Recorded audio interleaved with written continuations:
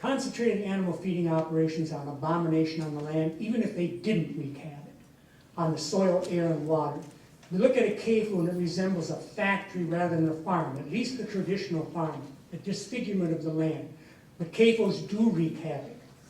My mother used to be awakened in her sleep from a smell.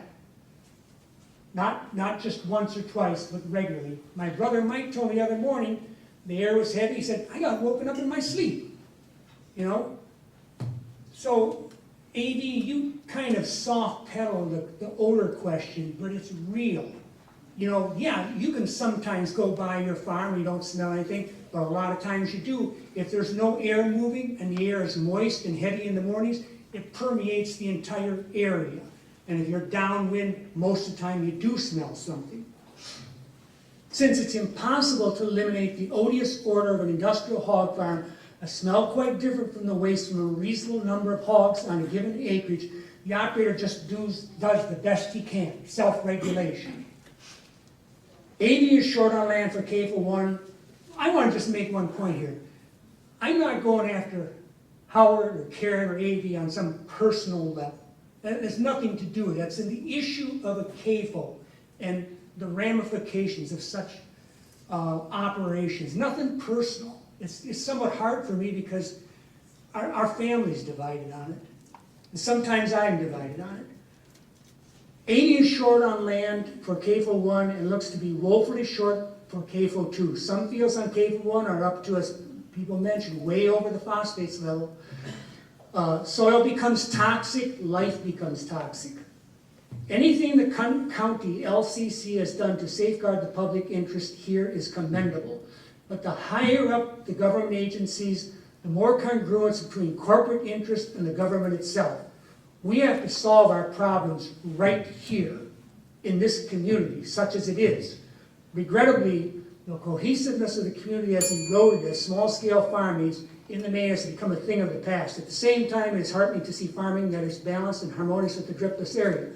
These may not be efficient by industrial standards, but that is only one standard. If you bow down to efficiency and profits, good stewardship necessarily becomes compromised. Small-scale operations can and do work, giving lie to the alibi that we must have industrial farms. I just want to end with a quote from Aldo Leopold, an environmental visionary. We abuse the land because we regard it as a commodity belonging to us. When we see the land as a commodity to which we belong, we may begin to use it with love and respect. Thank you. Are there things that this committee can do? I think our state has tried to tie hands with the local community on a variety of issues like this. My understanding is there are things that you could do.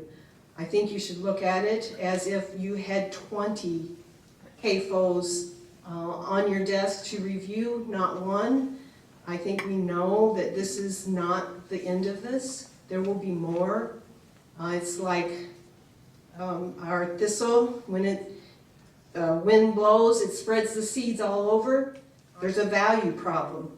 When one individual and their selfish needs outweigh the value of all the other people. I have to question your values. How can you do that to these people?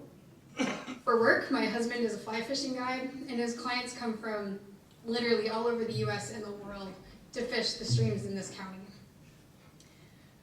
There are myriad reasons as to why this facility is problematic. I have a graduate degree in environmental science, and I've spent my career studying aquatic ecosystems. My specific concerns today with this facility have to do with groundwater and surface water quantity and quality. The land where this site sits is extremely karstic, meaning that the bedrock layers are extensively fractured and dissolved.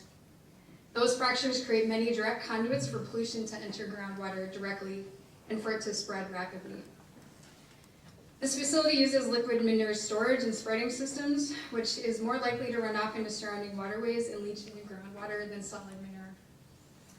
Streams and springs immediately downslope from the current operation have shown high and rising levels of contamination and have been listed as impaired by the DNR based on over a decade of water quality monitoring by Crawford Stewardship Project.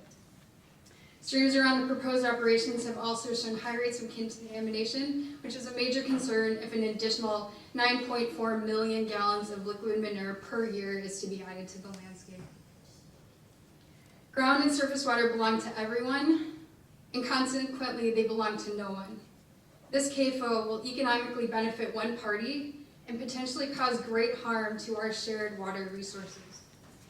Alternatively, keeping our streams and groundwater clean and desirable provides an enormous economic benefit to the entire region and protects our common resources for everyone. For example, a study that was done in 2015 found that the annual economic impact of trout fishing in this area was $1.6 billion. People aren't going to want to come fish here if the waters are polluted and undesirable. Going forward, I ask that you add specific, sensible permit conditions to Roth Feeder Pig II that take into account the sensitive hydrogeology of the area and take proactive measures to protect the public health and welfare of the people in this county. At a minimum, please consider requiring monitoring wells and some local surface and groundwater quality monitoring. Additionally, I ask you to take action to ensure that this operation or future operations do not pump at levels that prevent neighbors' wells from reaching water or becoming contaminated to low water levels. A pump test should be requested in an animal cap unit based on limited groundwater availability should be considered. Thank you for your time. We need a long-term vision, and we need to move forward beyond short-term business as usual. So I think we should really look at this carefully. It has a long-term effect for a lot of people. I'm concerned about clean water and protecting our beautiful driftless area from industrial farming. My specific concerns are as follows: nutrient overloading. There are fields in the proposed Roth Feeder Pig II nutrient management plan which are already excessively high in phosphorus. The current NMP is 2 years old. A new nutrient management plan should be requested. Too many animals and not enough land. Roth Feeder Pig II claims to have 0.4 acres per animal unit. 1 acre animal unit is generally considered to be a bare minimum. Roth Feeder Pig I has only 0.27 acres per animal unit. Thus, even if manure was spread evenly on all spreadable acres, it is an insufficient land base, and a reason we see nutrient levels spiking upward in many fields. Almost all spreading acres are rented. The county should request signed agreements with all landowners who have entered into agreements with Roth Feeder Pig II to receive manure. Neighbors would like to know what is being spread on the land that could impact their water and air quality. Will they spread manure in other counties, like Richland County? An incomplete, not-a-date permit application. How can this permit be deemed complete and current if it is based on a 2020 nutrient management plan? As Roth Feeder Pig uses a liquid manure storage and spreading system, and the liquid slurry of manure and processed wastewater is 95 to 99% water, this liquid is much more likely to run off into surrounding waterways or leach into groundwater than solid manure. Crawford County in general, and particularly Nyland Ridge, where Roth Feeder Pig II is proposed, is extremely karstic. This means that the carbonate layers of bedrock, and the proposal sits on top of 2 layers, are extensively fractured and dissolved, creating many direct conduits for pollution to enter the groundwater and for that pollution to rapidly spread. Will the county consider requiring some local groundwater quality monitoring? Groundwater quantity. Is there sufficient water to support this operation without impacting neighbors' wells? A pump test should be requested, and an animal unit cap based on limited groundwater availability should be considered. Many parts of our country are under severe drought and are under water restrictions. We are very fortunate to have abundant water. However, if we continue to allow industrial agriculture to move into our area, we will see our water supply reduced by either pollution or high capacity use. I am asking you to adopt safeguards for our most precious resource, water. Please consider adopting local ordinance to make other CAFO operators understand that Crawford County is concerned about the impact of their operations on water, air quality, property values, and the quality of life. Thank you.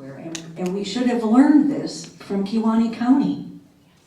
So I would urge the Land Commission Conservation Commission to please do your due diligence and consider the impacts that this is gonna have on a lot of lives. And it's not just water, it's air quality, it's, you know, the value to properties in that area are gonna suffer. And I personally I find it unconscionable to do this kind of thing. I would like to start by saying that my family and I appreciate the responsibility that you have taken on as county representatives. Your role is not an easy one, nor is it something that should be taken lightly. You are weighted with the heavy hand of deciding the future health of this little piece of earth. Our family owns the little slice of heaven on the Kickapoo River, where we spend countless hours floating in the river, watching the birds and the deer go by, and getting to know the land. We choose to come to speak today because we're thinking ahead. We're thinking about our children's time on the land and their children's time on the land. Our little parcel of land belongs to my husband and I, but if we step back, we can see that this land has belonged to those who have preceded us, Gina's mom and dad, who have the property next to us now, and it will belong to other people when we are gone. We are only stewards of the land while we are here, and this is why it's important for us to take this responsibility to understand the impacts of what we do while we are here. Specifically today, we're talking about farming. And as I listen to farmers and AV, over the last couple of years, I hear them saying that they're farming for the future. They want to pass their farm on to the next generation of farmers. And for this reason, it is imperative that the land and water stay healthy. Otherwise, we don't have successful farmers for the future. I hear farmers saying that it's becoming more difficult to make a living as a small farm. Many farmers are faced with the decision to grow bigger or sell out to the bigger farms. And as this evolution of farming occurs, these large farms are able to produce high yields on smaller pieces of land. This is very beneficial to those who can farm this way. My grandfather loved to say, there ain't no such thing as a free lunch. And we see this in our lives everywhere. It's all about a balancing act. You take a little and you give a little. So how is this beneficial way of farming tipping the scale? Something's got to give. If we take a look at history, we can see that we have overlooked future impact of evolution of farming from time to time. In the 1930s, new agricultural practices contributed heavily to the formation of the devastating Dust Bowl, and we also saw the effects of DDT. It's important that we all assume responsibility for the health of the land and the water. The DNR is working their asses off to try and keep everyone safe, but they are overworked and underpaid. We have the opportunity here to contribute and work with them. Let's take this chance to put some safeguards in place. In closing, I know that we can make a difference if we step up to the plate. So I ask you to keep an open mind today and listen to the options we have to protect this gift to the future generations. Thank you for listening. Though I'm in Vernon County, the impacts of CAFOs are far-reaching. I've lived through the experience of a hog CAFO opening on neighboring land. I saw the negative environmental, economic, and social impacts that the CAFO had on the community. It was devastating. The odors were noxious, the waste unsustainable, neighbors moved away, and it fractured the social fabric of the community. Property values decreased. I strongly recommend that you go slowly with this process and consider the potential impacts of this project and whether it should happen at all. My name is Matt Wagner. I own the Driftless Angler Fly Shop up in Baroka, Wisconsin. My livelihood, the livelihood of my guides, the livelihood of my customers coming in, they rely on water. I'm not going to go into the environmental impacts. People have done it much more articulate than I want to talk about the economy. He's offering a couple dozen taxpayers. I'll offer you thousands. $1.6 billion in one small bit of tourism, trout fishing in the Driftless area. We bring in thousands of people each year to enjoy clean air, clean water, et cetera, et cetera. What we all know is the Driftless area. This operation, for good or for bad, no keep judgment from it. I already have customers saying they're going to boycott Crawford County if this comes in. They don't want it, they don't want to see it. They see it as not taking care of the land and water that they come and appreciate. So again, I'll keep it brief. Environmentally, we all know this is a disaster waiting to happen. But economically, you offer dozens, I offer thousands of people ringing cash registers coming in without contentious meetings, without environmental harm, without any kind of impact to the land, air, and water that we all enjoy. Thank you. We have a unique, beautiful area. It should not be sacrificed. Also, as far as the DNR is concerned, unfortunately, their rulings are inadequate. They are outdated. They are not site-specific. They look at general land. They do not look at karst land. And they don't have an oversight committee. They don't have people who say, now look, we're going to look at all the data and we're going to come up with the best decisions. There's a lot of siloing of information, which unfortunately does not come out in favor of the best decisions, in my opinion.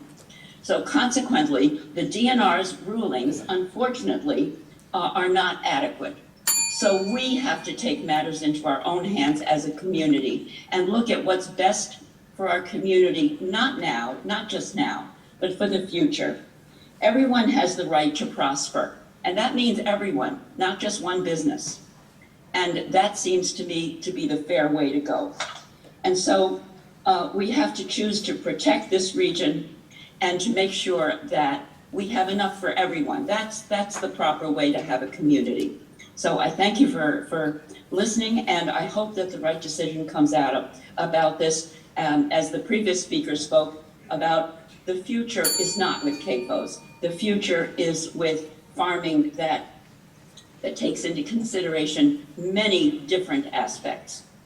And I'm not going to get into all kinds of details about all the things. There's been so much that's been brought up already regarding this whole thing.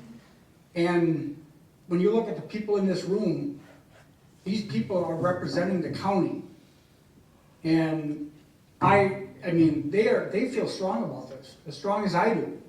There's a lot of people in this room that has lost sleep over this, knowing what may come to their area, or the environment, or the waterways, or all those things. They're all talked about. But all these people are representing the county of Crawford. And it's time for the people, or the board of Crawford County, to represent the people.